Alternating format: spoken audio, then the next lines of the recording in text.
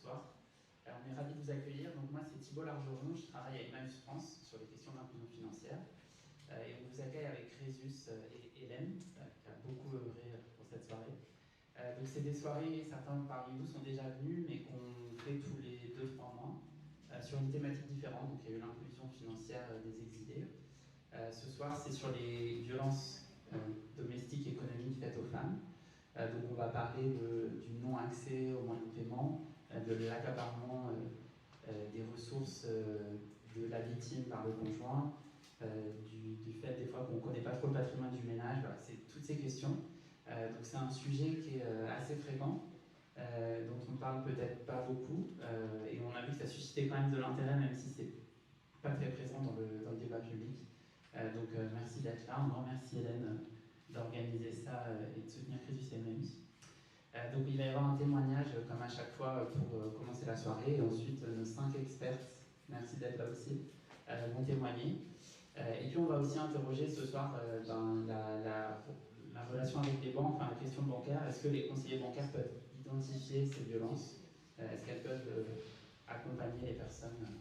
Voilà, donc ce sera 1 heure à peu près de table ronde, donc vous aurez un temps de questions-réponses, et après on continuera les échanges autour d'un buffet, donc restez jusqu'à la fin. Et bien allons-y, bien bonsoir. Du coup, comme à l'accoutumée, on va commencer la soirée par un témoignage audio. C'est un témoignage qui a été réalisé avec Jessica Stéphan, qui est présente ici, que je pourrais vous présenter. Alors Jessica a été victime de violences économiques domestiques, et on verra, grâce à l'entretien qu'elle nous a accordé, quelles formes ont pris ces violences. Jessica est à ceci de particulier qu'elle était, au moment de ces violences, conseillère bancaire, puis directrice d'agence, et puis on verra comment sa vie pro a été impactée par sa vie personnelle et inversement. Aujourd'hui, elle a quitté le monde bancaire, elle est formatrice sur les questions de violences domestiques, et elle partage avec nous, dans la fin de l'entretien, des idées, des pistes d'amélioration pour les banques, pour les grandes entreprises, pour qu'elles puissent prendre mieux en charge les violences faites à leurs clientes ou à leurs salariés. Alors voilà, ça va commencer. On remonte le fil et puis voilà. Donc, Jessica, la relation de Jessica avec son compagnon, elle commence alors qu'elle est très jeune et sans en dire trop, l'une des caractéristiques de cette relation, c'est que Jessica en vient à financer toutes les dépenses de la vie de cet homme. Et les années passent, elle termine ses études, elle intègre une grande banque française et elle est enceinte. Et en 2006, pendant sa grossesse, pour la première fois, elle reste chez elle, elle est alitée, et je vous propose d'écouter ce qu'elle découvre à cette occasion. Conscience, des années plus tard, presque 10 ans après, j'avais 25 ans. J'étais enceinte de ma fille, en fait, au premier trimestre de ma grossesse. Comment j'en ai pris conscience? Des années plus tard, presque 10 ans après, j'avais 25 ans. J'étais enceinte de ma fille et en fait au premier trimestre de ma grossesse, j'ai eu un grave problème de santé, j'ai dû être alitée. Et je m'étais jamais retrouvée comme ça en arrêt maladie à domicile. Donc ça n'était jamais arrivé. Je travaillais beaucoup pour payer notre train de vie, le loyer de l'appart, la bouffe, la voiture, etc. Et en fait, pendant cet arrêt maladie, tous les matins, quasiment, je recevais la visite d'huissier. Et c'est comme ça que j'ai découvert qu'il avait souscrit en mon nom ou en m'indiquant comme co-empruntrice. Donc j'étais redevable, solidaire de 88 000 € de dettes souscrites en ligne. Donc c'était essentiellement des crédits à la conso. Et donc c'est comme ça que j'ai dû contacter mon RH, puisque à l'époque je travaillais dans un établissement bancaire et donc c'était les RH qui géraient nos propres comptes, les comptes du personnel. Et à moi d'expliquer à ce RH en plein milieu de ma grossesse que j'allais devoir monter un dossier de surendettement en catastrophe et que j'allais plus avoir de quoi ni payer mon loyer ni nourrir ma famille. Voilà, tout simplement.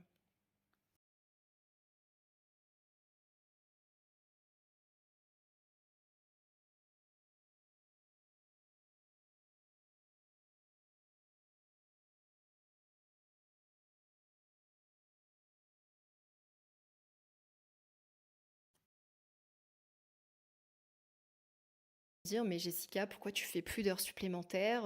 Tu es moins présente à l'agence, psychologiquement et physiquement. Et donc, j'ai expliqué à mon employeur que j'étais bénévole dans l'accompagnement des victimes. Et contre toute attente, mon employeur m'a adressé des victimes parmi mes collègues déjà, mais aussi parmi des clientes. Donc c'est comme ça que j'ai eu une petite étiquette de référente violence conjugale sur mon établissement. Et en fait, je me suis retrouvée quasiment en burn-out parce que j'étais sollicitée tous les jours, 24 heures sur 24, pour effectuer cet accompagnement. C'était plus possible. Donc j'ai proposé à mon employeur d'officialiser ce poste et surtout de me permettre de former d'autres référentes en violence conjugale pour me filer un coup de main à l'intérieur du groupe. Mon employeur s'est pas vraiment mobilisé pour ça, donc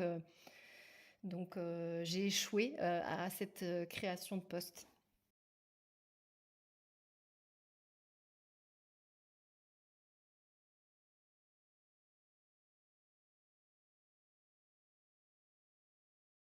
La conduise à construire une réflexion approfondie sur les enjeux de détection de repérage des violences faites aux femmes dans les grandes entreprises, qu'il s'agisse des collaboratrices ou des clientes.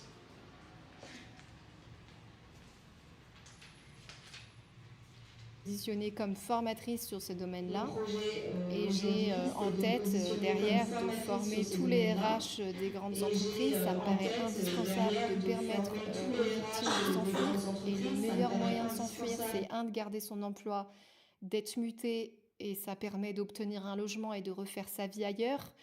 Et puis deux, par rapport au féminicide notamment qui a eu lieu sur mon établissement bancaire, finalement, la victime avait sollicité tous ses collègues de travail, mais aussi sa direction, pour demander à être mutée, à être prise en charge dans ce qu'elle vivait, dans ce qu'elle endurait en termes de violence. Elle a alerté sa direction pour dire ce mec va me tuer, et elle a été tuée. Donc en fait, c'est très important pour moi de sensibiliser toutes ces entreprises, les RH, les représentants syndicaux, les notaires, ces métiers-là ont un vrai rôle à jouer dans la protection des victimes, à leur niveau, dans le cadre de leurs compétences, bien sûr, hein. Tout le monde peut être acteur. Donc l'objectif, c'est d'aller en priorité former tous les métiers pour lesquels on n'a pas pensé à former encore aujourd'hui.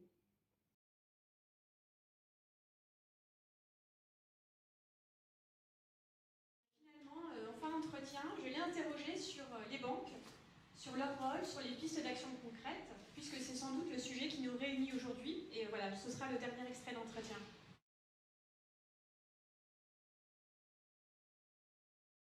J'ai des pistes d'action concrètes pour pas mal d'idées.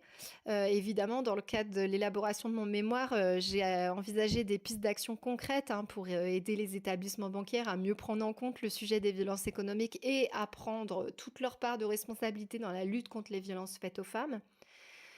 Il y a plusieurs points qui me semblent essentiels. Le premier, c'est bien entendu l'éducation financière qui doit rentrer dans le périmètre d'action des banquiers.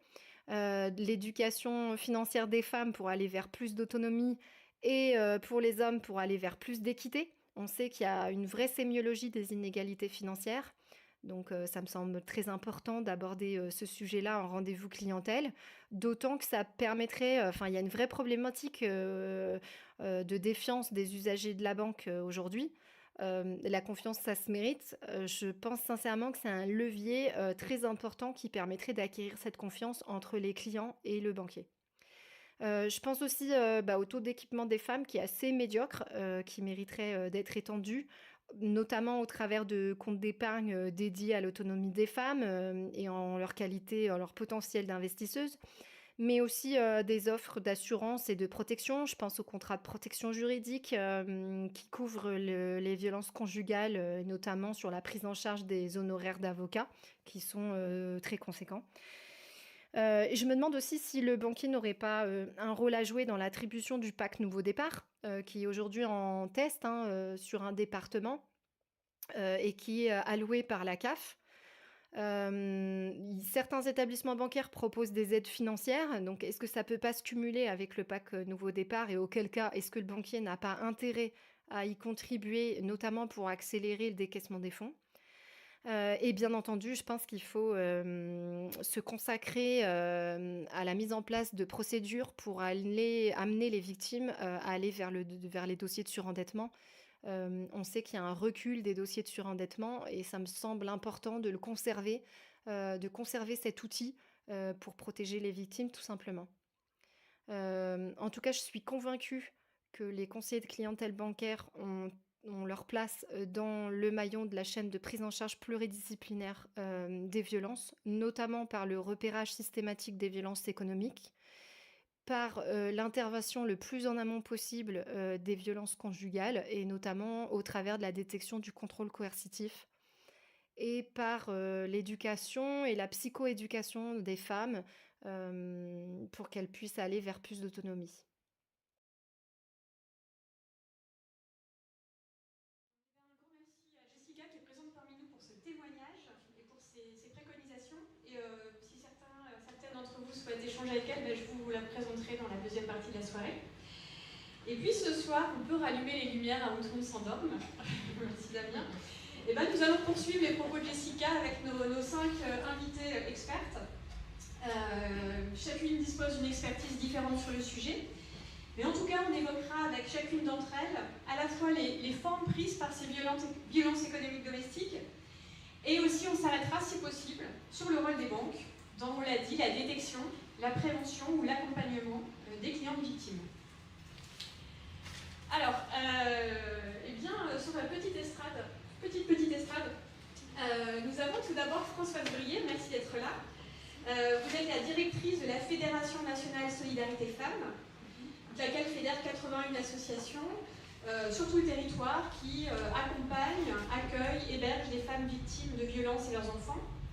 Et cette fédération elle est aussi connue parce qu'elle gère le 3919, la ligne d'écoute dédiée aux femmes victimes de violences. À côté, nous avons Émilie Guillain-Curinier. Tu es sociologue, spécialiste des séparations et du droit, et tu pratiques souvent la comparaison internationale, et tu évoqueras avec nous certains résultats de tes recherches. À côté, nous avons Paola Vieira. Bonsoir. Vous êtes intrapreneuse chez BNP Paribas Personal Finance, et je pense que vous portez en interne un projet qui va nous intéresser beaucoup et dont vous nous en parlerez. À côté de vous, nous avons Mouna Aoun. Vous êtes directrice de KissKissBankBank, qui est une plateforme de financement participatif. Et avant ça, vous avez fait une partie de votre carrière à la Banque Postale. Et vous avez été en charge des clients fragiles. Et vous êtes membre aussi du board de ONU Femmes France. Et on parlera de certains sujets avec vous. Et puis finalement, nous avons Héloïse Boll. Tu es conseillère en gestion de patrimoine et coach budgétaire, et autrice de 2 ouvrages sur le sujet.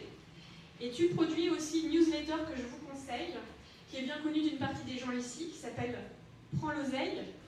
Et toi aussi tu veux des problèmes de riches, voilà. Et ton entreprise s'appelle Oseille et compagnie. Voilà. Alors, nous allons commencer. Alors on s'est dit que j'adressais quelques questions à chacune de nos expertes. On va faire ça de façon assez courte pour vous laisser la parole à la fin. Donc gardez bien vos questions si vous voulez bien. Alors, Françoise, on commence par vous. Je l'ai dit dans la courte présentation, la FNSF a en charge la ligne d'écoute, donc le numéro vert, 3919, et j'ai lu dans un rapport de l'Assemblée nationale que 20% des appels, pardon, c'est pas cette feuille-là, que 20% des appelantes étaient victimes de violences économiques. Est-ce qu'on peut commencer par parler de ce qui se dit au bout du fil à propos de ces enjeux budgétaires domestiques? Oui, c'est vrai que historiquement parlant, au départ on parlait de femmes battues, entre guillemets. C'est vrai que cette sémantique elle a quand même beaucoup évolué, justement parce que dans les réseaux associatifs féministes, nous avons travaillé sur les différentes formes de violence à l'encontre des femmes. Pour leur couple, ils ont choisi. On parle beaucoup des violences donc, physiques, psychologiques, verbales, sexuelles, bien sûr, et on a deux formes de violences qui sont un peu moins connues, qui sont donc les violences économiques, vous l'avez dit, et les violences administratives. Et c'est vrai que depuis l'analyse des données de la ligne d'écoute que nous faisons tous les ans, depuis que la ligne d'écoute a été créée en 1992, cet item est dans nos analyses statistiques. Donc les écoutantes remplissent une fiche avec un certain nombre d'éléments, je reviendrai, pour décrire ce que sont les violences économiques pour les femmes. Alors, on ne fait pas un travail d'enquête statistique quand les femmes appellent le numéro, puisque ce n'est pas l'objectif et on ne pose pas des questions, mais les femmes y reviennent quand même assez souvent. Et donc pour vous dire un peu les chiffres, c'est que d'ailleurs en 2021, donc on a sorti les données et on a noté que 26% des femmes parlaient de violences économiques. Et c'est en augmentation de 6% par rapport à l'année précédente. Donc ça veut dire que les femmes repèrent ces violences économiques et qu'elles en parlent. Et ce qu'on a également noté dans nos statistiques, c'est que d'abord, on a un différentiel très important, 3 fois plus important dans la population générale, quand on compare l'emploi des femmes victimes de violences et les auteurs de violences. Donc 50% des victimes sont en emploi pour 70%, soit 3/4 des auteurs de violences. Donc il y a un très gros différentiel, 3 fois plus important que dans la population générale. Et on expliquait aussi cette augmentation peut-être à l'issue de la période Covid, qui a aussi eu un impact sur la précarisation des femmes, qui est quand même due aux violences. Les femmes se précarisent du fait de violences. Et de dire simplement que cette précarisation apportée par les violences, elle est très présente aussi dans nos centres d'hébergement, dans nos centres d'accueil. Et c'est un des objectifs aussi dans nos structures, c'est de travailler sur l'émancipation des femmes, sur l'emploi, sur l'autonomie économique pour qu'elles puissent justement se reconstruire et sortir de ces violences.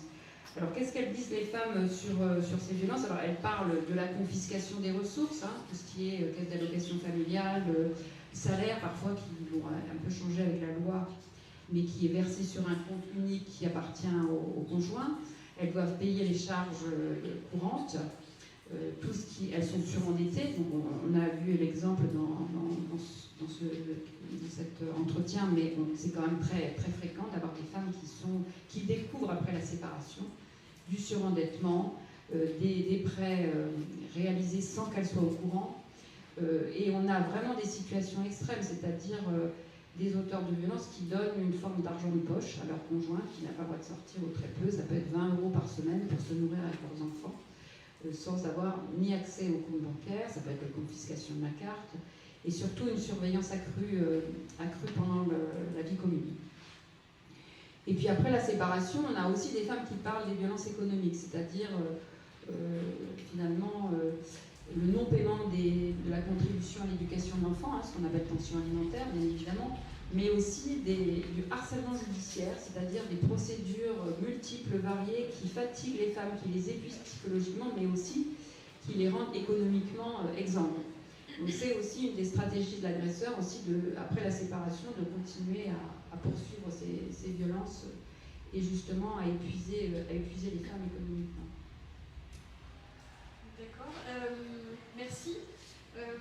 Récemment, votre fédération d'associations a réalisé une campagne d'information assez choc et je vais proposer qu'on regarde un spot ici et ensuite j'aimerais vous demander si vous pouvez dire 2 mots de l'origine de ce projet, pourquoi est-ce que cette campagne elle vient maintenant et est-ce que vous avez des retours ou des idées d'impact que cette campagne elle a eu.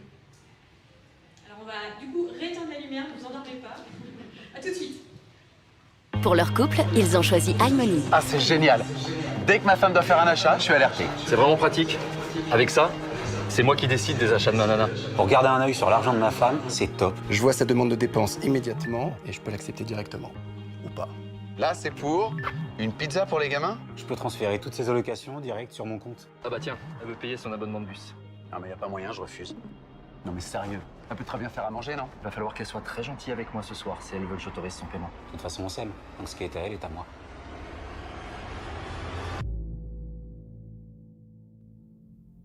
iMoney n'existe pas, mais les violences économiques, si. Contrôle des dépenses, privation de ressources, chantage économique. Les violences économiques sont des violences conjugales. Depuis 30 ans, le 3919 vous écoute, vous informe, vous oriente.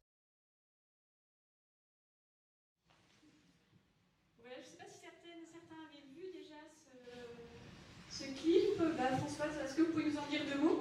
Oui, l'idée c'est de travailler aussi sur d'abord la sensibilisation et la meilleure connaissance aussi pour les femmes, évidemment, pour qu'elles puissent nous contacter à l'écoute, parce que c'est souvent une forme de violence qui débute très tôt dans la relation quand il y a violence. Et donc ces éléments sont importants aussi pour les femmes pour essayer justement de replacer ces violences économiques dans les violences conjugales. Et puis c'est aussi pour nous, parce que la fédération travaille aussi beaucoup sur des plaidoyers. Et donc, un de nos plaidoyers, c'est de faire reconnaître dans la loi les violences économiques. On n'a pas encore réussi, mais je pense qu'on va y arriver.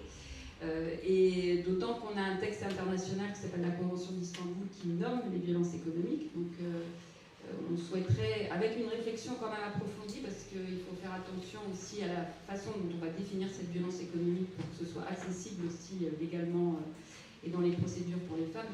Mais voilà, de mobiliser aussi les institutions et les parlementaires, les sénateurs, sénatrices et les différents gouvernements à faire évoluer la législation et pas que, sensibiliser aussi les juridictions, les magistrats à cette question des violences économiques qui finalement peut être un élément dans les preuves que peuvent apporter les femmes dans leur procédure. Donc c'était important pour nous voilà, de faire cette campagne sur les violences économiques qui n'a jamais été faite.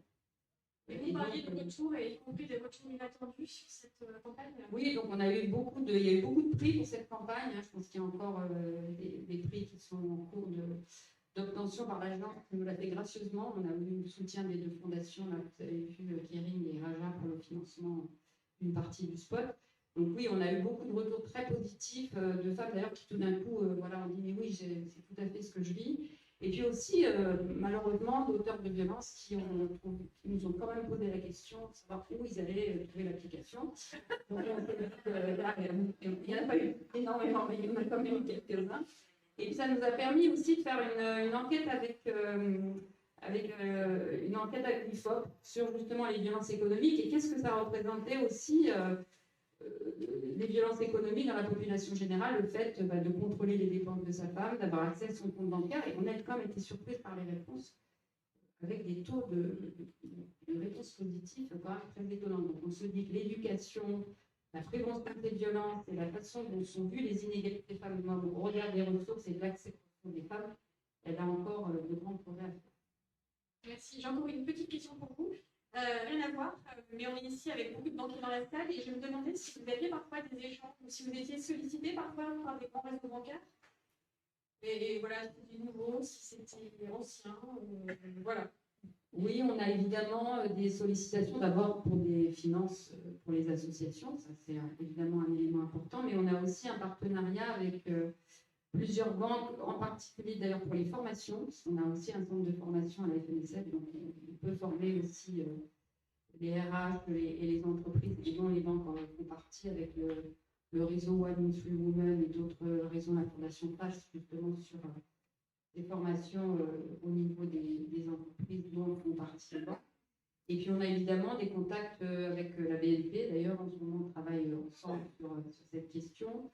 Crédit mutuel, voilà, on essaie d'élargir aussi notre intervention auprès des entreprises dont font partie les banques, et donc on espère avoir différentes formes de partenariat, y compris l'ouverture de comptes bancaires, faciliter l'ouverture des comptes bancaires pour les femmes victimes de violences qui sortent du domicile, qui n'ont rien, qui n'ont jamais eu de compte bancaire.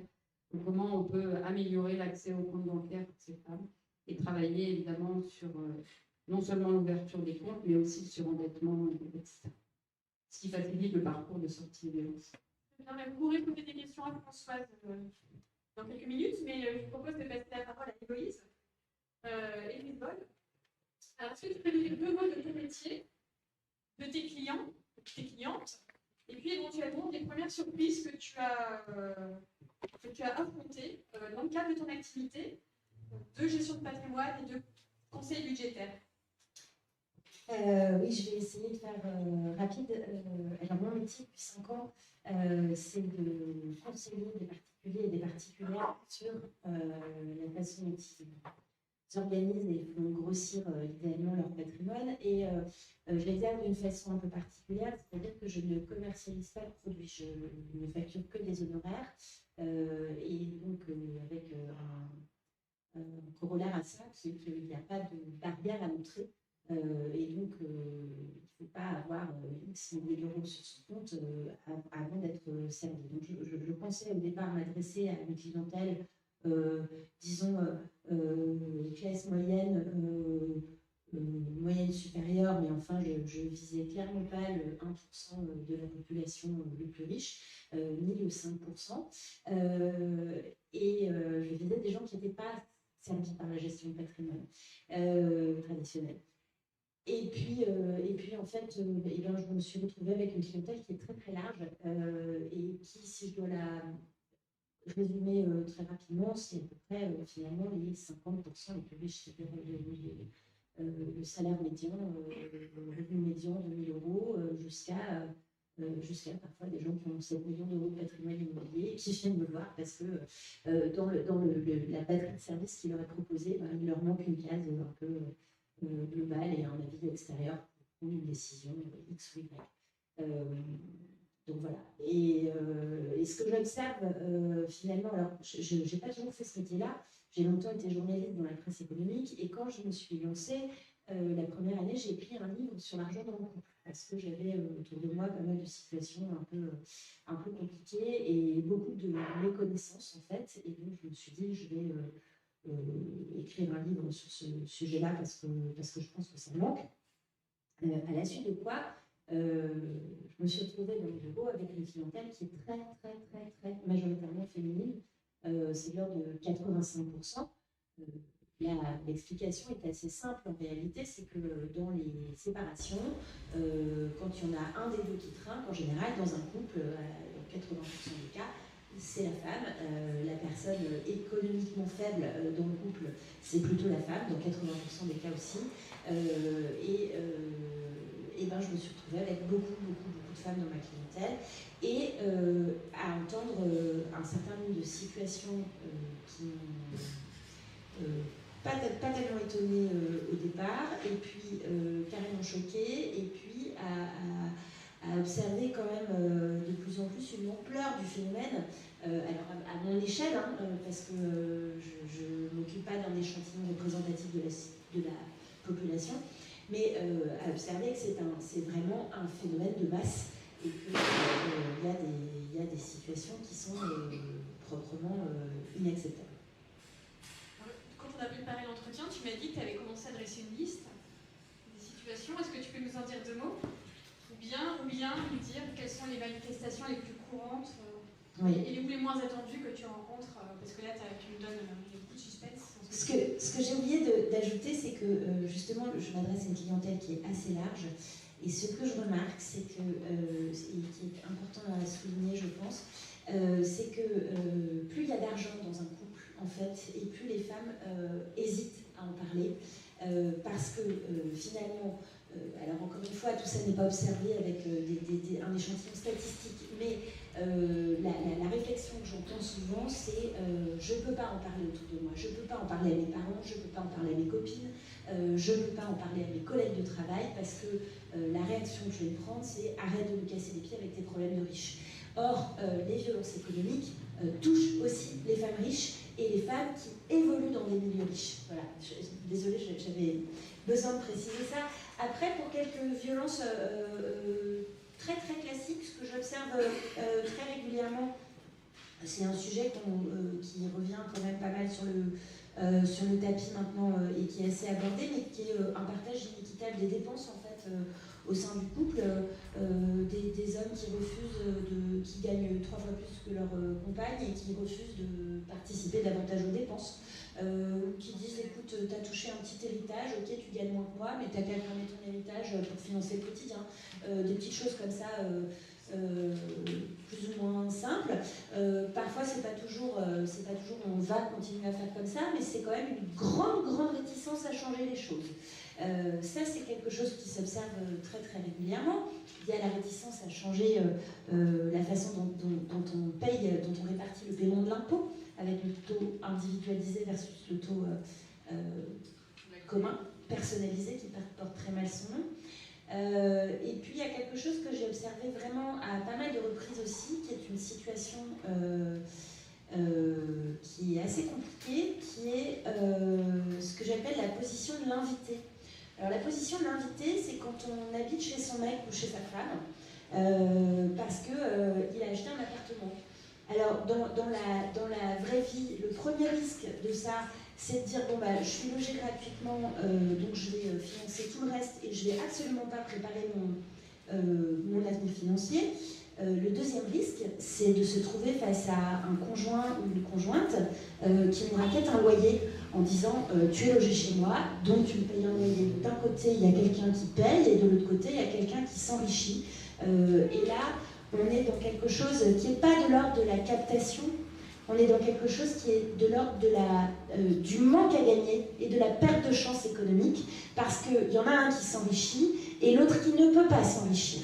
Et qui non seulement ne peut pas s'enrichir, mais participe à l'enrichissement de l'autre. Bon, alors je ne sais pas si je ne suis pas avocate, si on peut parler d'enrichissement sans cause, de toutes ces choses-là, mais cette situation-là, elle s'observe ultra régulièrement, et le fait de payer un loyer chez la personne chez laquelle on vit est un vrai sujet de débat, et j'ai beaucoup non seulement de clientes qui sont victimes de cette situation, mais de retour sur mon compte Instagram, et toutes ces choses-là. Voilà pour des situations courantes. Merci. Alors une dernière question. Est-ce que tes clientes te parlent de leur banquier, enfin, de leur conseillère, conseiller clientèle, et puis qu'est-ce qu'ils t'en disent? Alors, oui, et il faut dire quand même pas toujours mal. De temps en temps, je suis sollicitée pour une validation des propos du banquier ou de la banquière, et quand même, il faut dire que les banques disent pas systématiquement, les banquiers et les banquières disent pas systématiquement n'importe quoi, mais il y a quand même régulièrement des situations très courantes, mais qui sont liées à des biais de genre extrêmement classiques. Le banquier ou la banquière appelle monsieur alors que c'est madame qui vient de recevoir un vieux chèque, appelle monsieur pour savoir ce qu'il faut en faire.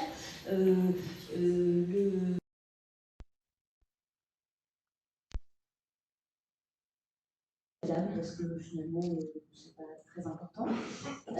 Voilà, ces choses-là. Et donc, sur la question des interlocuteurs et des interlocutrices que peuvent avoir les hommes et les femmes sur ce terrain-là, moi, j'ai quelque chose à dire vraiment d'important. Et une espèce de mise en garde à faire. C'est qu'il y a des violences économiques, on a toute une liste de la plus violente à la plus sournoise, mais il y a aussi des instruments de violence économique et des armes de violence économique avec ce que moi j'appelle, c'est peut-être un peu fort, mais des armes par destination, c'est-à-dire des comptes ou des contrats qui ne sont pas destinés au départ à exercer une forme de contrôle et qui finalement vont servir d'instrument au contrôle exercé par certains hommes, notamment dans des séparations. La première de ces armes, pour moi, ce sont les comptes des enfants. Et donc là, je vous mets toutes et tous en garde. Le premier réflexe, et c'est vraiment un réflexe très féminin aussi, c'est de dire je veux mettre de l'argent de côté pour mes enfants, ils vont avoir des études à payer, il faudra leur payer leur permis de conduire, il faudra les envoyer en summer camp, je ne sais pas quoi, on imagine toujours des coûts assez élevés. Et puis pour une banque, c'est très pratique d'ouvrir des comptes pour les enfants parce qu'on connaît leur âge, parce qu'on connaît leur majorité, parce qu'il y a tout un tas de raisons, parce que c'est l'argent qui n'est pas tellement soumis à fluctuation et qui ne sort pas des comptes. Le problème, c'est que le schéma qu'on observe plus rapidement, et je crois que Paola en parlera aussi parce qu'il y a d'autres schémas qu'on observe et qui sont encore plus trash, mais le schéma qu'on observe régulièrement, c'est madame qui ouvre des livrets à ses enfants, qui les alimente parfois copieusement. Je vois des situations dans lesquelles les enfants sont plus riches que les parents. Les enfants de 2, 4, 6 ans, et les parents ont besoin de divorcer, ils ne peuvent pas, même quand il y a des litiges, ils ne peuvent pas les nourrir leurs enfants. C'est un peu dommage. Mais la situation vraiment de violence économique, là où les comptes pour les enfants se retrouvent à être des instruments de violence économique, c'est quand madame qui a alimenté les comptes, très fréquemment c'est ce qui s'est passé, a besoin de partir en urgence, a besoin de prendre un appartement, de payer une caution, n'a pas d'argent sur ses comptes, et doit demander l'autorisation de son mari ou du père de ses enfants pour récupérer l'argent des comptes. Alors, s'il vous plaît, je sais que ça ne va pas faire vos affaires, que ça fait une ligne de moins dans le nombre de comptes à ouvrir aux enfants, mais arrêtez de suggérer à vos clientes et à vos clients d'ouvrir des comptes pour leurs enfants. Dites-leur, ouvrez un compte à votre nom pour vos enfants. Ça, c'est des comptes sur lesquels on peut garder la main. C'est des comptes, des contrats d'assurance vie. Ça reste au nom des parents. Merci. Je crois que le message est passé. Et maintenant, je propose de passer la parole à Émilie Blanc-Cuvillier, qui est une collègue, qui est sociologue. Et Émilie, tu as travaillé notamment sur les pensions alimentaires. Mais est-ce que tu peux nous dire comment le paiement d'une pension alimentaire peut tourner en acte de violence?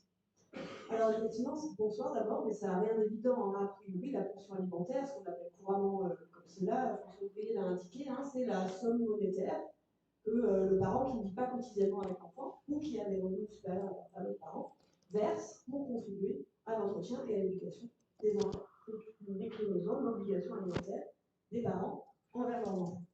Donc, qui est cadré par le code civil, a priori, on se dit qu'il n'y a pas de violence économique là-dedans. Sauf que, évidemment, il y a tout l'enjeu du non-paiement des pensions alimentaires, ou du paiement irrégulier des pensions alimentaires, ou du paiement incomplet des pensions alimentaires. Et ça, juste pour vous donner quand même quelques éléments de cadrage, dans la plupart des cas, entre 8 et 9 cas sur 10, c'est la mère qui reçoit la pension alimentaire pour les enfants. Et ça s'explique par deux facteurs impliqués. D'abord, le fait que les enfants résident le plus souvent chez la mère après séparation. On sait qu'il y a plus de 80% de familles monoparentales qui sont entre guillemets dirigées par une femme.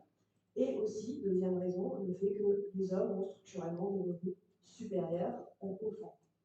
Ces deux raisons font en sorte que la mère étant destinataire de la pension alimentaire, elle doit au moins payer plus d'impôts, ça c'est la conséquence, mais en tout cas, pour espérer toucher une pension alimentaire, elle doit la demander, et donc engager des démarches, notamment des démarches judiciaires, pour espérer avoir ce droit. Et ensuite, c'est surtout ça dont je parle maintenant, elle n'est pas assurée de recevoir cette pension alimentaire en temps et heure, complètement, etc. Parce que la règle par défaut dans notre pays jusqu'au début de l'année 2023, c'est-à-dire tout récemment, c'était que le père, typiquement, va verser chaque mois à la mère le montant qui a été prévu par la justice. Or, ce système même de paiement inscrit la pension alimentaire dans les rapports de force au sein de l'ancien couple. Je vous donne 3 dimensions. On s'aperçoit que certaines mères, et elles sont relativement nombreuses en fait, renoncent à la pension, renoncent même à demander une pension alimentaire, ou alors limitent le montant qu'elles demandent pour ne pas envenimer les relations avec leur ex, pour acheter la paix, si on peut dire comme ça. Et en particulier, celles qui ont été victimes de violences pendant la vie commune, ou qui ont vu ces violences s'intensifier et notamment se déplacer parfois sur le terrain économique à l'occasion des séparations, avec tout l'enjeu que vous avez évoqué des difficultés d'accès aux avoirs bancaires ou aux moyens de paiement, par exemple. Quand on a été pris en difficulté économique au moment des séparations, on peut se dire la priorité n'est pas là, la priorité est de refaire ma vie ailleurs, d'élever mes enfants, donc je renonce. Donc j'appauvris le ménage que je vais constituer avec mes enfants. Par ailleurs, certains pères utilisent la pension pour peser sur la manière dont les femmes se comportent avec eux, sur la manière dont elles élèvent leurs enfants. La pension devient une monnaie d'échange, mais entre des partenaires structurellement inégaux. Donc la manière dont j'ai défini la pension alimentaire, là, c'est par une somme monétaire.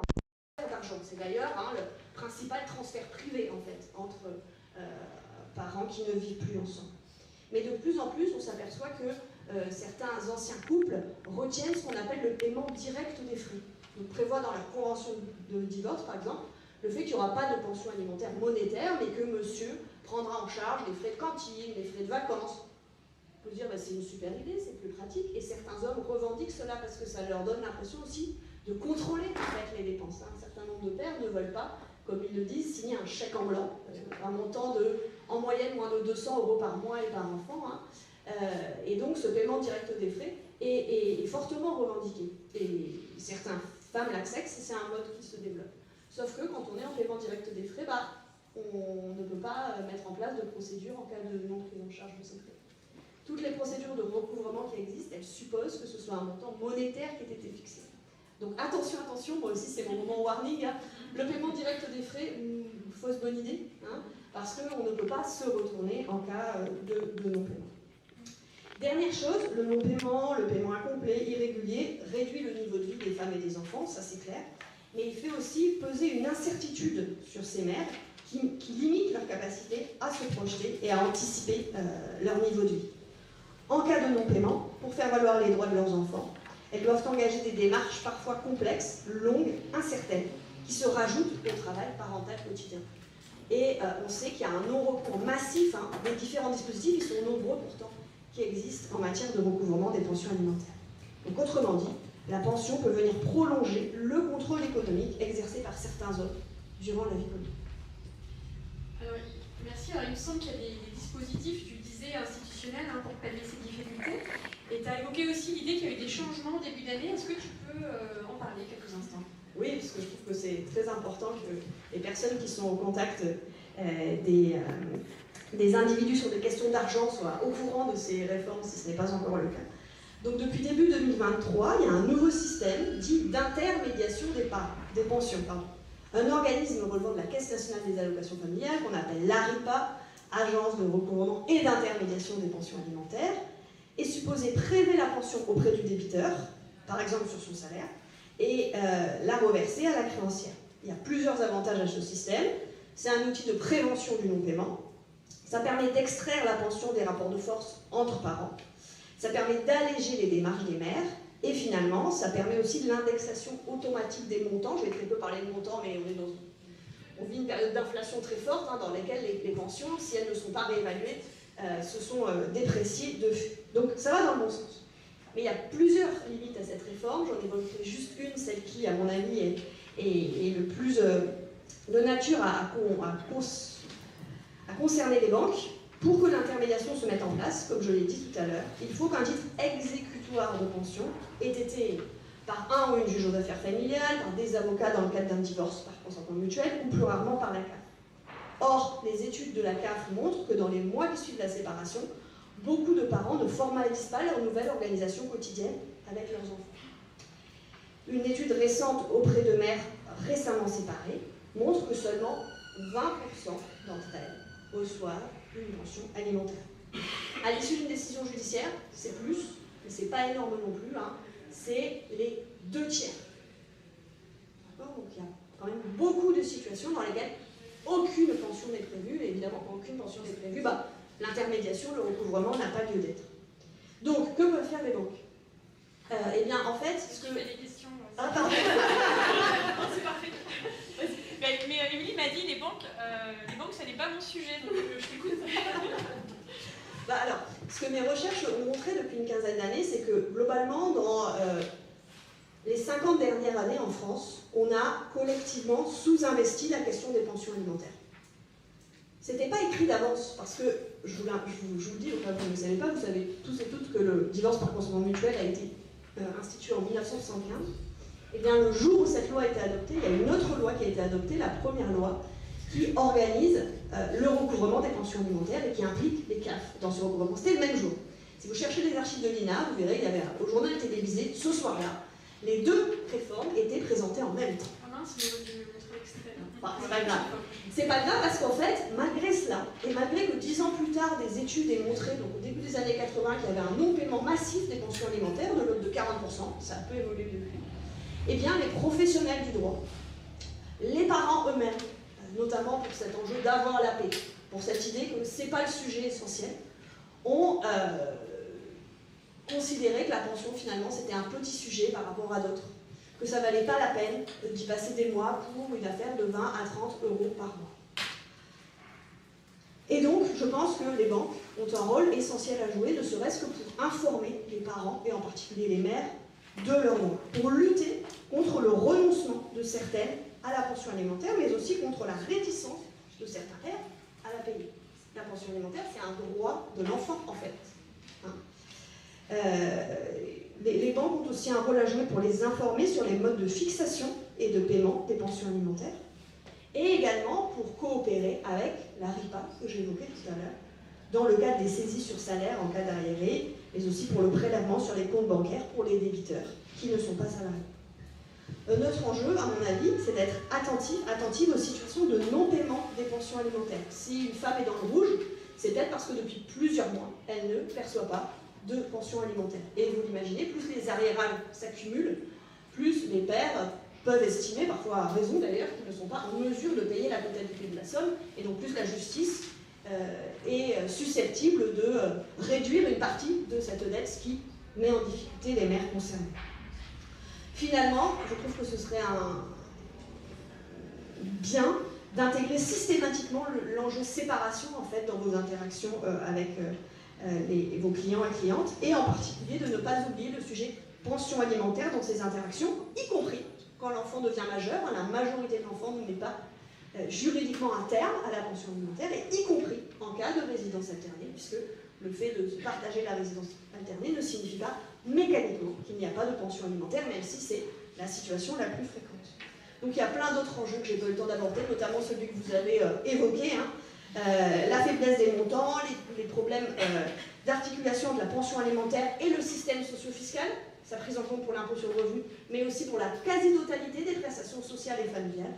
Mais on pourra bien sûr en discuter si vous le voulez un peu plus tard. Oui, parce que ton temps est écoulé. Merci. Merci, ben on continue avec... le micro marche beaucoup plus que le précédent, donc je vais l'écarter. Maintenant, c'est le tour de Mouna. Mouna, vous avez plein de casquettes, on l'a dit. Et puis ce qui nous intéressait particulièrement, c'est votre expérience à la Banque Postale à propos des clients fragiles. Vous avez créé il y a 10 ans l'Appui qui vient de fêter ses 10 ans. Est-ce qu'on peut parler de l'Appui, du contexte dans lequel ça a été créé, et l'Appui qui est un service d'accompagnement budgétaire par téléphone, je crois. Bonjour à tous. Effectivement, on a créé il y a 10 ans au sein de la Banque Postale le service l'Appui, qui est un service d'accompagnement bancaire et budgétaire à l'initiative du client qui rencontre des difficultés financières passagères ou durables. Donc nous, on n'appelle pas les clients fragiles parce que ça les stigmatise, mais plutôt des fragilités financières qui peuvent adresser tous nos clients, qu'ils aient des fortes ressources ou des ressources moins importantes. Et le but de ce service, c'était d'aller un peu plus loin que le métier de banquier classique, puisque tout à chacun, on peut rencontrer des difficultés financières, structurelles ou conjoncturelles. Dans le conjoncturel, il y a la maladie, le chômage, la séparation, le décès d'un conjoint, et ça fragilise le budget, ça déstabilise le budget, et cette fragilité conjoncturelle devient structurelle, et on voulait accompagner nos clients. Donc c'est vrai qu'à la Banque Postale, on a un fonds de commerce plus modeste que d'autres fonds de commerce, et c'était important pour nous de le faire. Important aussi pour les réseaux associatifs avec lesquels on travaille, puisque avant la création de l'Appui, on a créé un action tank qui s'appelle l'Initiative contre l'exclusion bancaire, qui réunit notamment Crésus, SOS Famille et plein d'autres associations qui nous ont en fait aidés à penser l'accompagnement bancaire et budgétaire qu'on a sur l'Appui.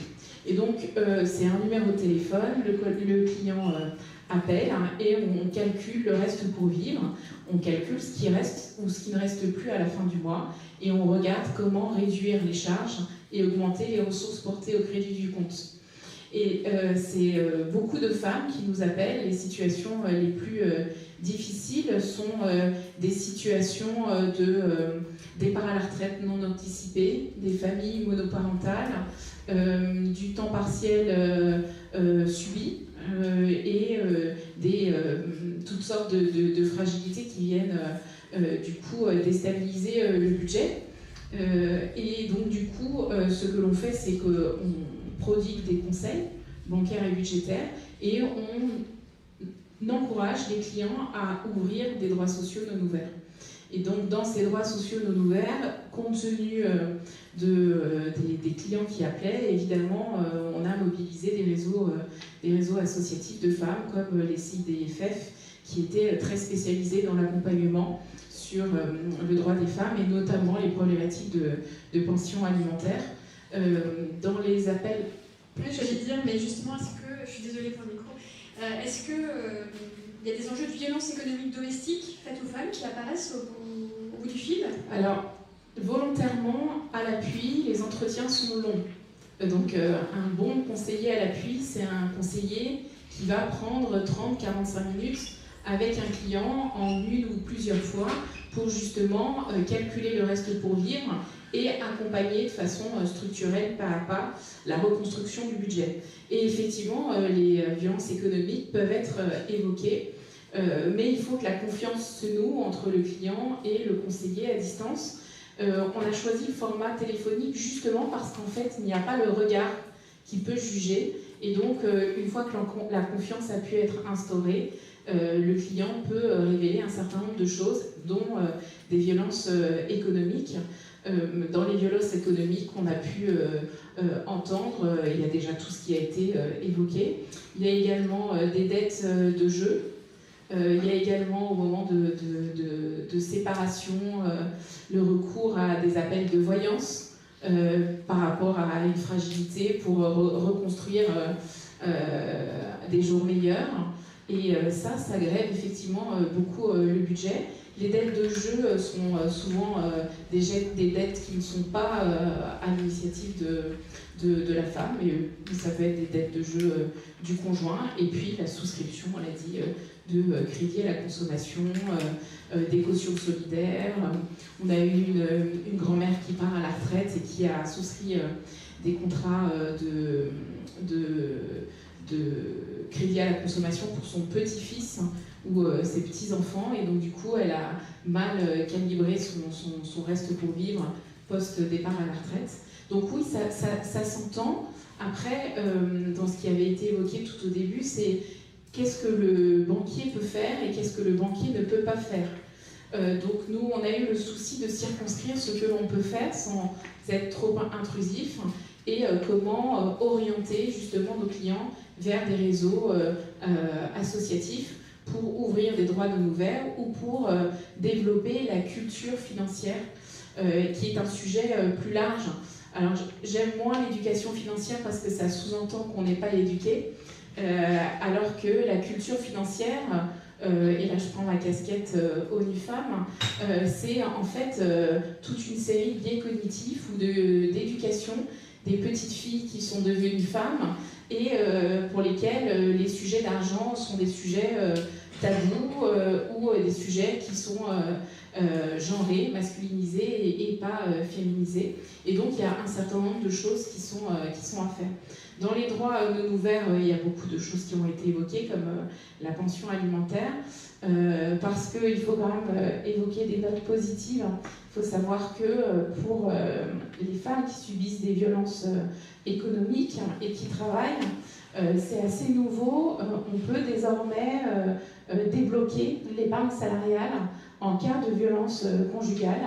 Et donc du coup, ça permet de libérer de la ressource pour se séparer ou pour prendre un logement. Il y a également l'allocation chômage qui est éligible aux femmes qui démissionnent de façon inopinée, mais liée aux violences conjugales. Donc ça, c'est écrit dans les textes de loi de façon très récente. Et donc du coup, ça montre que les violences conjugales commencent à être prises en charge dans l'arsenal législatif en France, même si depuis la Convention d'Istanbul, qui date donc de 2011, qui a été ratifiée par la France en 2014, pour l'instant, dans le droit interne français, la définition des violences économiques n'a pas été posée. On reviendra sur ce sujet, je pense. Dernière question, vous connaissez bien le milieu bancaire, la banque postale évidemment, et peut-être un peu au-delà. Est-ce que vous pensez que les banques s'interrogent aujourd'hui davantage sur leur rôle face aux violences économiques domestiques? Alors, il y a les banques à deux titres, à titre commercial et à titre RH. Puisqu'en fait, dans le secteur bancaire, il y a beaucoup de femmes salariées, et l'exemple de la témoin est un double exemple, puisqu'elle a subi des violences économiques et elle travaillait dans le secteur bancaire. Et donc, je commencerai par là, par l'accompagnement des fonctions RH. Et à ce titre, c'est complètement pas prévu, mais ce matin, au titre d'ONU Femmes France, on a lancé avec la NDRH notre livre blanc d'accompagnement de violences faites aux femmes dans le contexte RH et managérial, et on donne toute une série de conseils, et donc les 2 volets législatifs nouveaux sont indiqués dans le guide, et toute une série de conseils pour détecter les violences et comment accompagner les femmes qui les subissent.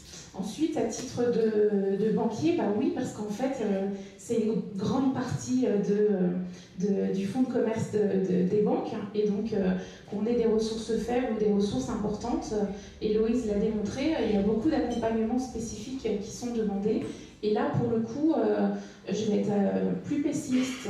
Il y a encore beaucoup de choses à faire, puisque même dans la gestion patrimoniale, dans la politique d'investissement, en fait, on ne pense pas projet féminin, on pense projet de couple, et dans les projets de couple, c'est souvent des projets masculins. Les femmes n'ont pas l'appétence à l'investissement, elles sont plutôt des écureuils, elles investissent, ou elles épargnent plus qu'elles n'investissent. Donc il y a beaucoup d'accompagnement et de conseils à donner.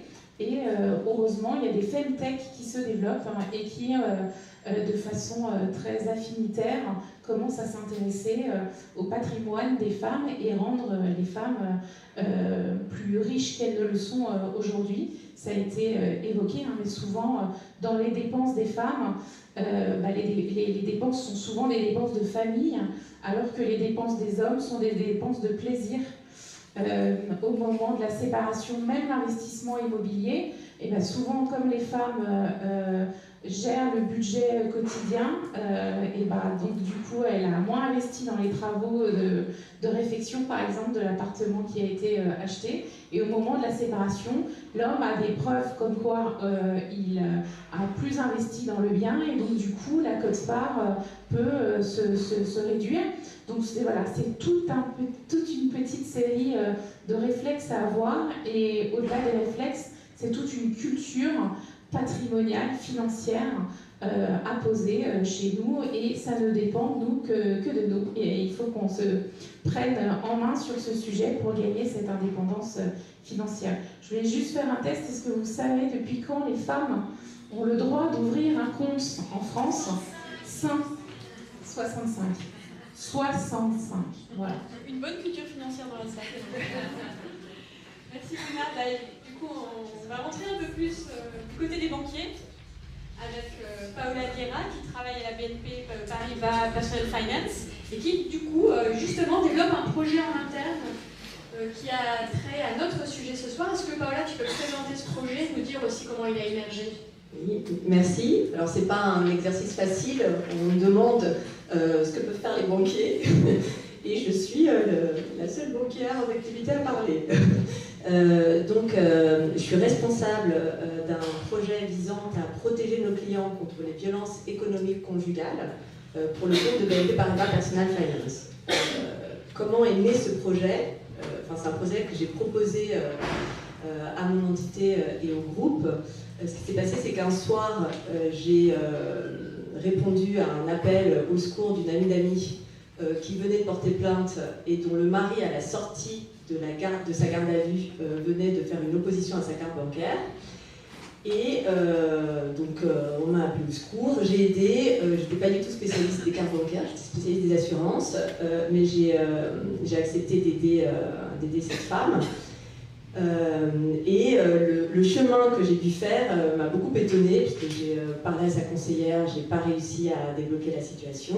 Je me suis rapprochée d'associations, et les associations m'ont dit mais une opposition à la carte bancaire c'est tellement classique, il faut que madame ouvre un compte dans une banque inconnue de monsieur. J'ai dit c'est bien, en fait on détourne le problème. Cette association après m'a demandé si elle pouvait m'appeler quand elle avait des problèmes sur des sujets bancaires, parce qu'elle avait vu que je travaillais dans la banque, et elle m'a dit « Ah, vous travaillez dans les crédits à la consommation, j'ai beaucoup de clientes qui ont des problèmes avec les crédits à la consommation, est-ce que je peux garder votre numéro et vous appeler ?» je lui ai répondu que bien entendu. Et je me suis retrouvée à gérer beaucoup de cas et à essayer de trouver des solutions alors que je n'étais pas spécialiste du sujet. Ça m'a donné envie de davantage connaître cette thématique, et c'est là où je me suis rendu compte qu'il y avait vraiment que l'industrie bancaire avait une vraie carte à jouer, que les violences économiques existaient, que c'était une manifestation méconnue des violences conjugales. Et je vous propose juste une définition parce que c'est vrai que la violence économique n'est pas encore dans le code pénal, donc elle le sera à terme, mais on peut déjà proposer une définition, c'est un maintien, c'est une captation des ressources financières ou un maintien dans la dépendance. Et si on s'attache à cette définition, on voit bien que les instruments bancaires constituent un formidable moyen pour l'agresseur d'exercer son agression. Donc, on peut avoir, bien sûr, la banque peut avoir un rôle à jouer. Je vous donne des exemples. Un crédit avec usurpation d'identité. Il y a beaucoup de personnes qui pensent qu'il n'y a pas de vol entre époux et que quand un conjoint se retrouve à son insu avec un crédit à la consommation, qu'il doit le payer. Or, ce n'est pas le cas, parce que non seulement les crédits avec usurpation d'identité entre conjoints existent, mais c'est une circonstance aggravante depuis 2020. Donc, le conjoint risque le double d'un tiers. Je donne un exemple. L'autre exemple, c'est l'opposition abusive à la carte bancaire. Quand un conjoint appelle pour faire une opposition abusive à sa femme, le sujet, c'est que très souvent, il a quand même beaucoup de données confidentielles sur sa femme. Il va dire que sa femme a perdu sa carte, il se l'est fait voler. Il fait une fausse déclaration, puisqu'elle ne s'est pas fait voler sa carte et ne l'a pas perdue. Donc, c'est quelques exemples qui peuvent avoir lieu dans le domaine bancaire. Et donc, j'ai développé ce projet au sein de BNP Paribas Personal Finance. Aujourd'hui, on est en train de préparer une session de sensibilisation pour nos conseillers à la notion de violence économique, pour que cette notion soit connue. Comme vous imaginez, dans la société civile, on en parle depuis tout à l'heure, c'est une notion qui n'est pas connue. Donc, elle gagne à être connue et ça crée des automatismes. Donc, Madame parlait tout à l'heure du pôle de clients fragiles. Nous ici, on a un pôle clients fragiles et je les ai formés à cette notion de violence économique. Et ils abordent donc leurs entretiens avec les clients avec un autre prisme, en sachant que ça existe en fait, et en essayant de l'anticiper. Merci. Une autre question. J'ai l'impression qu'il y a une mise à l'agenda de ce thème dans certaines banques, dans certaines fédérations de banques et même dans certains pays, un peu moins en France peut-être que dans d'autres. Est-ce que j'ai l'impression que l'Espagne ou la Grande-Bretagne sont bien plus avancées? Est-ce que tu peux nous dire de quelle façon elles seraient plus avancées? Et voilà, ce que tu en penses? Alors, en Grande-Bretagne et dans les pays anglo-saxons dans leur ensemble, la notion de violence économique est davantage reconnue. Par exemple, en Grande-Bretagne, il y a le Domestic Abuse Act de 2021 qui consacre la notion de violence économique dans la législation nationale. Il y a au sein des grandes banques au Royaume-Uni des responsables Domestic Abuse Act, des responsables Domestic Abuse pour prévenir et régler les éventuels problèmes de violence économique que les banques pourraient rencontrer. Donc ça, dans les pays anglo-saxons, les pays sont un peu plus en avance, mais aussi parce que c'est dans la législation. Donc le jour où, et je regarde Françoise parce qu'elle travaille activement, le jour où la notion de violence économique sera intégrée dans le code pénal français, les choses seront plus faciles. Et après, on citait l'Espagne, parce qu'en Espagne, il y a les sujets sur les violences conjugales. C'est un pays qui est très avancé sur ces sujets-là, et particulièrement sur les sujets des violences économiques. Il y a un projet qui a été financé par l'Union européenne qui s'appelle Ecovio, qui est assez intéressant parce qu'il explique que plus de 12% des femmes répondantes étaient victimes de violences économiques, que 80 à 90% des femmes qui étaient victimes de violences conjugales classiques physiques, sexuelles, étaient également victimes de violences économiques, mais qu'il y avait une grande partie de ces violences qui s'exerçaient au moment de la séparation. Et ça, c'est un élément dont on a parlé tout à l'heure. Et ces personnes-là, parfois, sont juste victimes de violences économiques et ne vont pas nécessairement s'adresser aux associations et ne vont pas penser au fait qu'elles sont victimes de violences conjugales. D'accord, alors dernière question avant de vous passer le micro. Est-ce que tu peux donc, tu fais des actions de formation. Est-ce que tu peux nous parler des remontées que te font les conseillers, les conseillères que tu formes ou leur prise de conscience? Est-ce que tu aurais des éléments pour nous? Oui. Au départ, je me suis demandé comment les opérationnels allaient accueillir ce projet et j'ai été très agréablement surprise parce que les premiers promoteurs de ce projet, ce sont les opérationnels, parce qu'ils ont besoin d'aide pour savoir ce qu'ils peuvent faire ou pas faire, comment répondre. Ils ont des cas et ils en citent. Alors ça va de la plus petite violence économique à la plus grande. En fait, les grandes violences économiques, on arrive à les déceler, un peu moins les violences moins importantes. Et ça va être, comme je vous disais, une opposition abusive à la carte bancaire. J'ai un conseiller aussi qui m'a dit qu'un jour, un homme était venu avec une carte bancaire et a dit qu'il avait des problèmes, qu'il fallait faire opposition à cette carte, mais c'était la carte bancaire de sa femme. Il avait peut-être essayé de faire opposition et il est arrivé avec la carte bancaire au sein de la banque. Il y a des sujets de dissimulation de patrimoine, il y a des sujets de usurpation d'identité, faux et usage de faux, vol de documents, enfin la liste est longue, on pourrait passer toute la soirée ensemble. Mais ce projet est assez positivement accueilli. D'accord, merci à toutes les 5, un grand merci.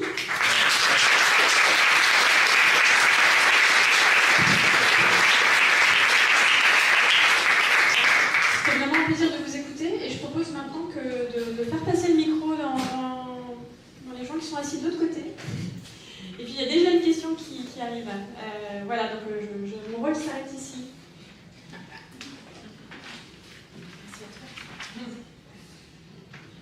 Merci beaucoup à tous, c'était très intéressant. Plus Noé, j'assiste en tant que, non pas membre de la banque, mais voilà, en tant que victime de violences économiques conjugales. Je découvre le sujet pour la première fois de manière un peu académique, donc sous tous les angles que vous nous avez présentés ce soir, et je trouve très intéressant. Et simplement pour vous donner un peu de contexte, je suis ancienne avocate, actuellement directrice commerciale chez Google, donc a priori un peu renseignée sur les sujets économiques, mais pas du tout. Donc voilà, on peut tomber. Et donc ma première question est très très basique, c'est existe-t-il un répertoire des violences économiques? Parce qu'à chaque fois que je vous entends parler ce soir, je me dis ah mais oui tiens, ah mais oui tiens. Et finalement, est-ce qu'il existe un répertoire de ces violences économiques qui peut être un peu circularisé et dans lesquelles les victimes potentielles peuvent se reconnaître?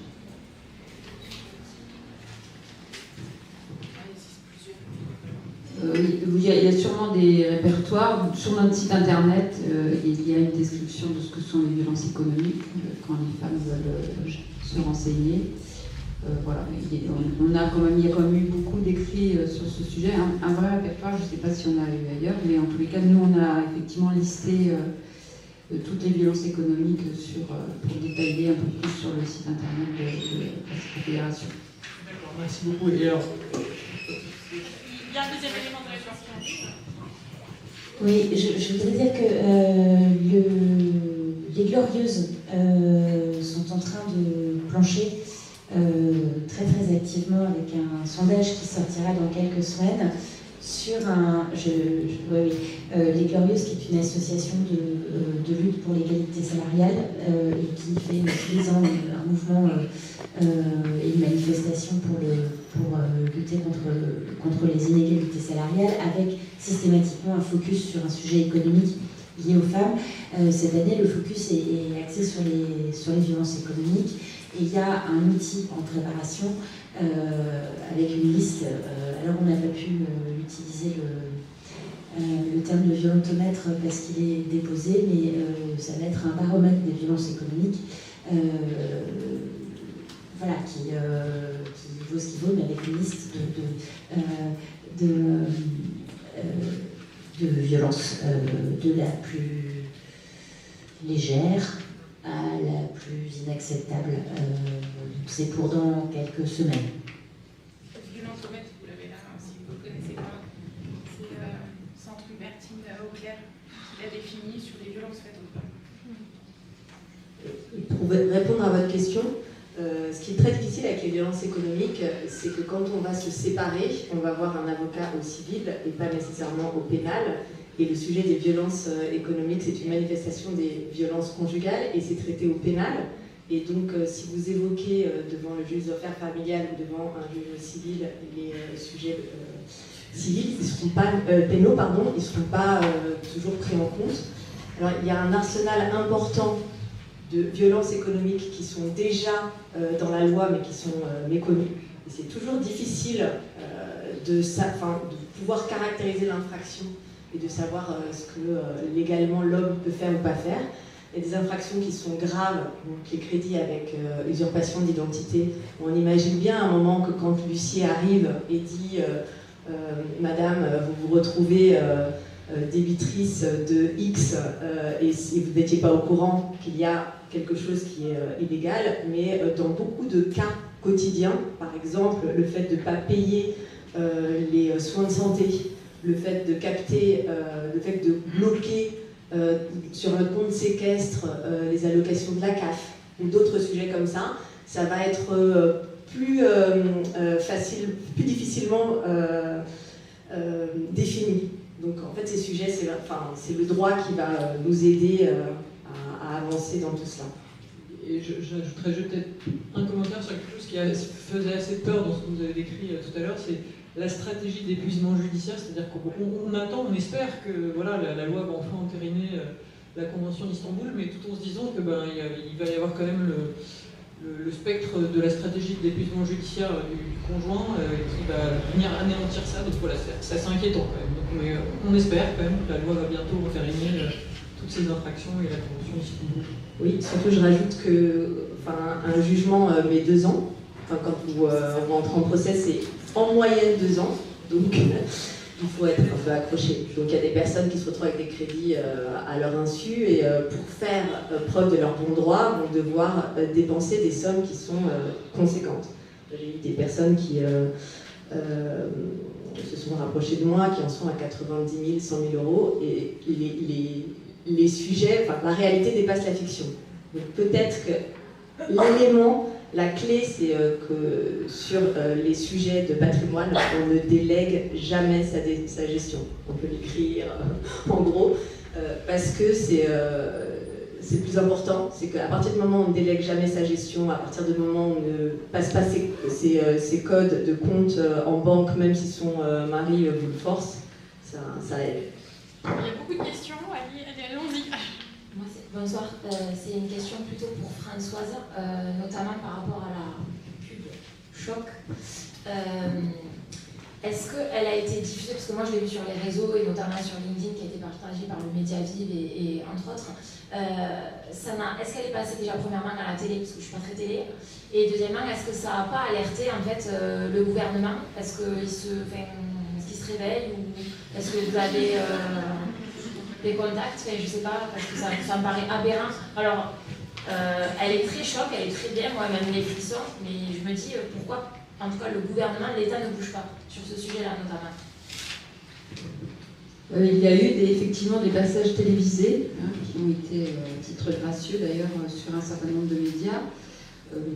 Il faut savoir que ça fait quand même plusieurs années que nous avançons ce sujet dans les débats qu'on peut avoir avec les parlementaires, le gouvernement et les députés. C'est un sujet compliqué, il y a beaucoup de freins, les questions économiques difficiles de toucher à ces questions, mais je pense que comme d'autres formes de violence, il va falloir un peu de temps. Je pense en particulier aux violences sexuelles et à d'autres formes de violences qu'on a réussi à amener dans la loi, mais qui ont pris un certain nombre d'années. On a obtenu, il y a Madame Rixin qui a permis la création d'un compte. Donc ça, c'était un premier élément, même si on était effectivement après les débats avec la députée, on aurait aimé que ça aille un peu plus loin, mais ça n'a pas été le cas. la déconjugalisation de l'AAH aussi, hein, qui vient d'être obtenue après moult discussions. Donc voilà, on voit quand même que le sujet des violences économiques est un sujet voilà, qui touche quand même à des questions complexes. Et je pense aussi on a parlé de la fiscalité, hein, donc ça rebat les cartes en fait, et ça va être difficile, ça va être des batailles, je pense, qui vont être menées avec tout le monde, et je pense que les banques là aussi ont un rôle à jouer, et toute la société civile, pour qu'on avance encore plus vite. Et puis je pense aussi, parce qu'on a aussi des lobbies hein, qui sont contre, évidemment.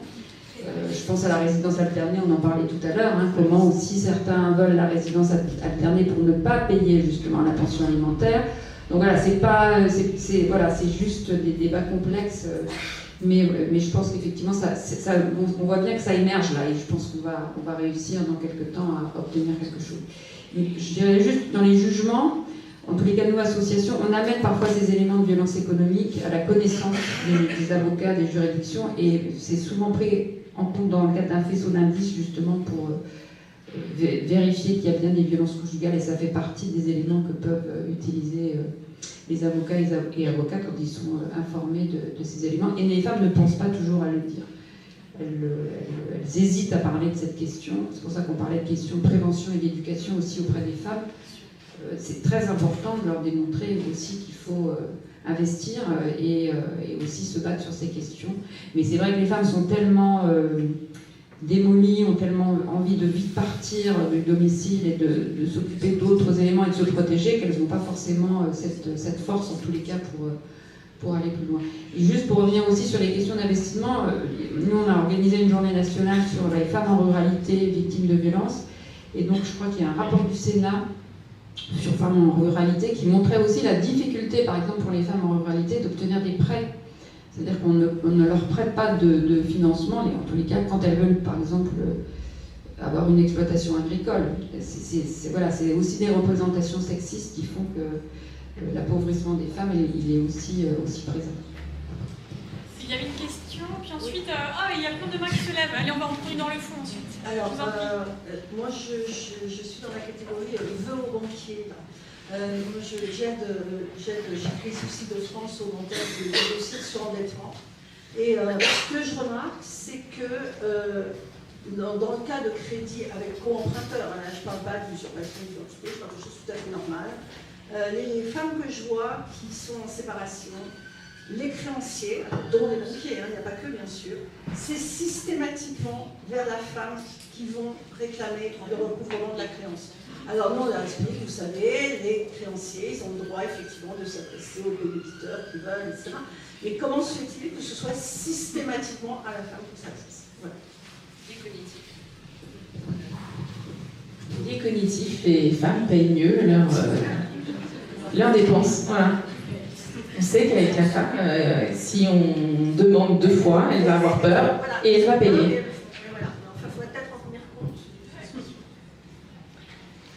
Bonsoir, merci pour la qualité de vos interventions. Moi, j'avais, dans la catégorie je recherche une lueur d'espoir, je me demandais s'il y avait dans les statistiques dont vous disposez, des éléments qui laissent penser qu'au niveau générationnel, il y a des différences, que ça s'améliore dans les plus jeunes générations, ou alors pas du tout. Alors, pas vraiment. Pas vraiment, mais en fait, je vais dire pas vraiment sur le volet filles et jeunes filles qui nourrissent les filières mathématiques, scientifiques.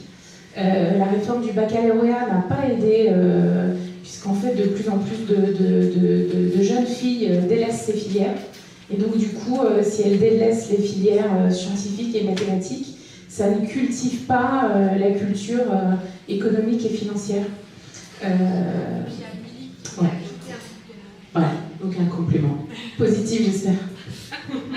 Non, pas vraiment. En fait, le Haut Conseil à l'égalité entre les femmes et les hommes a publié au printemps dernier, il me semble, un sondage qui montrait que dans les jeunes générations, l'acceptation des violences, alors pas typiquement des violences économiques, mais voilà, des violences faites aux femmes étaient quand même très prégnantes.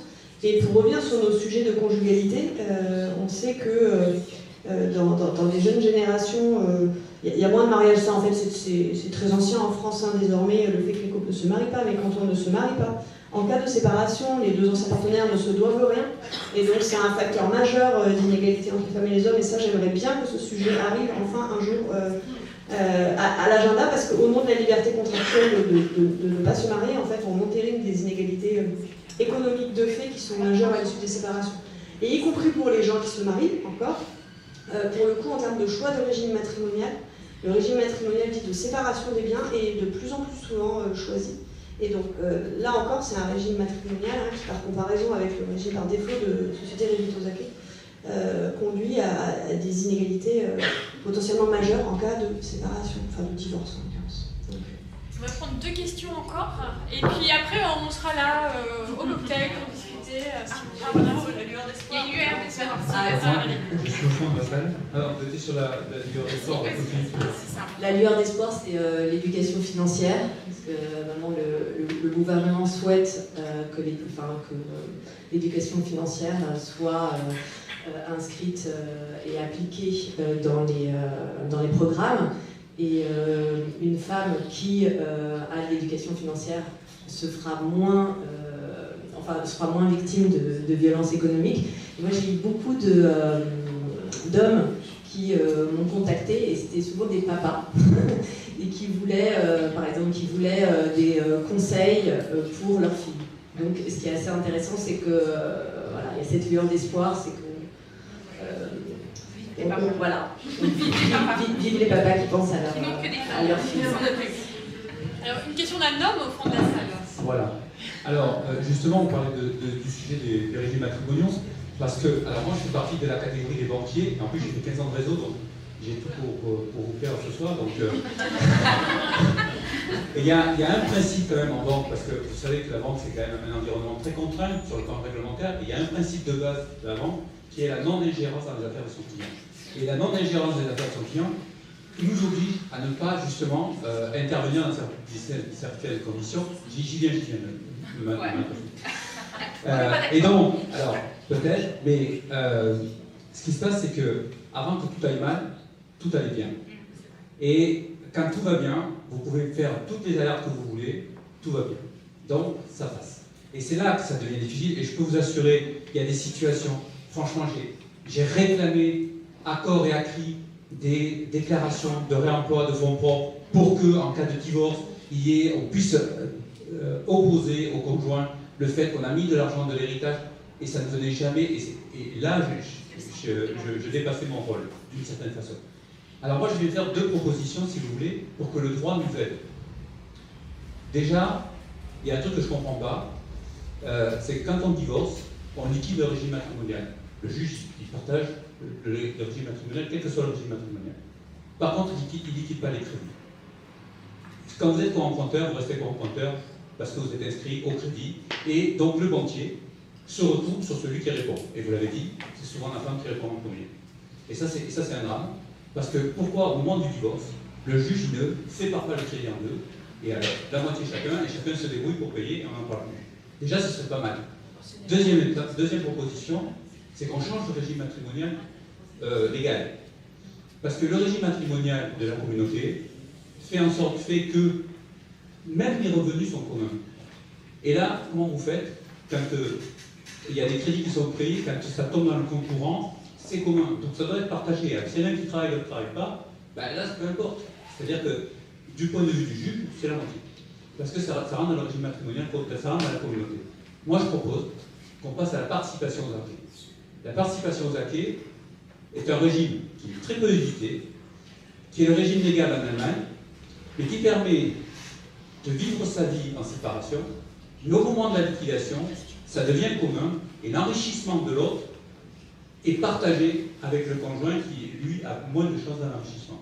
Et ça, je pense que c'est beaucoup plus juste, parce qu'au moins, il n'y en a pas un qui peut s'enrichir au détriment de l'autre. Voilà, c'est mes 2 propositions du soir. On n'est pas sorti des orties, moi je vous le dis, parce qu'avant de changer ça, on n'est pas... Mais pour mémoire, ça va. Le régime matrimonial de meubles et acquis a été changé en 1966. Donc on en peut, je pense, retoiletter tout ça d'ici aujourd'hui. Merci. Merci beaucoup, monsieur. Je proposais une réponse. Vous avez raison, le banquier ne peut pas tout. Et sur ces sujets, on a besoin d'évolution légale. Je voulais juste rajouter un point, parce que la non-émission dans les affaires privées de ses clients, c'est une réalité. Mais après, en fait, il y a d'autres réalités aussi, qui sont, par exemple, le respect du secret bancaire, où on doit en fait respecter les informations de madame et ne pas les donner à monsieur, parce que monsieur est un tiers, par exemple. Et donc, ce qu'on peut faire, c'est expliquer à nos clients les droits et les devoirs de chacun, parce qu'il y a beaucoup de personnes qui ne connaissent pas leurs droits et leurs devoirs. Par exemple, si son conjoint, si votre conjoint vous interdit d'avoir une carte bancaire, il n'a pas le droit, quand bien même il gagne la totalité du salaire du ménage. Donc les droits et les devoirs de chacun, dans un premier temps, pour que chacun, après, prenne ses décisions en connaissance de cause. Et après, on en parlait tout à l'heure, c'était les cas de violence économique. Dans les cas de violence économique, il y a quand même un agresseur qui commet un élément, enfin une infraction qui est illégale.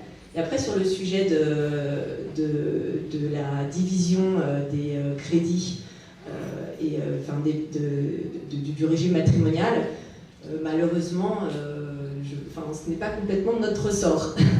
Il faudrait un intervenant des pouvoirs publics pour se pencher sur la question, mais c'est une vérité, c'est qu'on se retrouve parfois, suivant les juges, avec des partages à 50-50, alors que le patrimoine n'est pas à 50-50. Donc c'est vraiment du par cas. Un petit complément, une dernière question. J'ai juste une réponse à faire à monsieur sur le sujet de la non-ingérence. Je comprends très bien, et puis il y a des réalités juridiques derrière tout ça.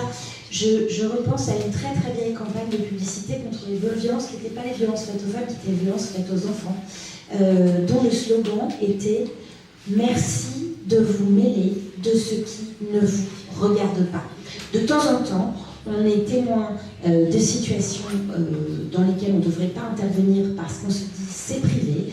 Or, une violence qui va jusqu'à la dépossession d'une femme de ses moyens, à un moment, ça sera bien que les banquiers, les assureurs, les administrations, toutes les personnes qui sont témoins de ça, se mêlent de la situation et interviennent. Et tant pis, c'est peut-être un peu intrusif, mais parfois c'est important. Voilà. Une toute dernière question. Oui, merci. Corinne Berger, créatrice du podcast Argent, parlons cash les filles sur l'argent des femmes. Je salue Héloïse au passage, que nous avons interviewé. Il y a une violence économique dont on n'a pas parlé et qui paraît importante. C'est le travail au noir, le travail au gris des femmes. Et dans une vie antérieure, j'étais, il y a encore peu de temps, journaliste à Marie-Claire, j'ai beaucoup travaillé sur ces questions de violence économique.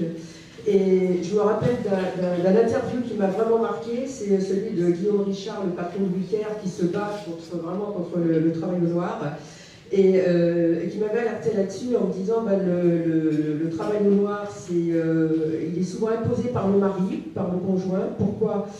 Parce que comme il apporte le travail au noir ou le travail au gris, c'est-à-dire le travail pas complètement déclaré, il n'apporte aucune protection sociale à la femme, aucune protection pour sa retraite future, et donc c'est une manière de garder la femme dans la dépendance. Alors, dans quel genre de situation on trouve ça, ce travail au noir imposé par le conjoint ? C'est souvent, par exemple, des femmes qui sont auxiliaires de vie, qui travaillent au noir. C'est souvent des femmes qui sont aidantes familiales, et à qui le mari dit, par exemple, chez nous c'est comme ça, tu vas t'occuper de ma vieille mère, tu vas t'occuper de mon vieux père. Chez nous, on met pas les parents âgés à l'EHPAD, donc c'est toi qui vas t'en occuper, qui empêche sa femme de travailler et qui travaille au noir. Voilà. Merci. C'est vrai, on l'a pas évoqué. C'est tout à fait exact. Merci d'avoir rappelé cela. On sait que c'est pratiquement que des femmes qui arrêtent de travailler pour s'occuper de parents âgés, notamment à partir de 45-50 ans, et que ça a des effets évidemment massifs en termes de droit à la retraite. Je voulais évoquer d'autres secteurs du marché du travail. Ces observations-là, elles sont connues de longue date dans le secteur de l'agriculture, de l'artisanat, du petit commerce. Alors il y a eu la création du statut de conjointe collaboratrice, effectivement, qui a aidé un petit peu à sortir ces femmes agricultrices du non-droit dans lequel elles se trouvaient, mais en l'occurrence, on pourrait parler beaucoup d'autres formes d'organisation agricole qui permettent une meilleure reconnaissance du travail des femmes. Et puis dans le petit commerce, typiquement, c'est la boulangère, par exemple, quand le lieu de travail en fait, est aussi le lieu de domicile, non seulement il y a travail au noir, au gris, mais en cas de séparation, ces femmes elles peuvent perdre à la fois leur emploi et leur lieu de vie, leur logement. C'est particulièrement dramatique. Je me permettrais juste de rajouter un élément, c'est sur ce travail au noir, l'interdiction de travailler. Le fait de pouvoir travailler sans l'autorisation de son mari, ça date de 65, en même temps qu'on peut ouvrir un compte en banque sans l'autorisation de son mari. Et donc, on est une société patriarcale, et si ça existe, c'est parce que auparavant, c'était permis. Et donc, il y a l'interdiction de travailler, il y a l'obligation de passer à mi-temps. Il y a beaucoup de femmes qui n'ont pas le choix, et après un enfant, leur conjoint leur demande de travailler à mi-temps, ou vous avez raison de travailler au noir. Après, comme on parlait des violences économiques au sein de la banque, on a un peu moins évoqué ce sujet parce que ce n'est pas nécessairement avec des instruments bancaires. Et merci Laura. Merci beaucoup à vous. Merci Jessica pour votre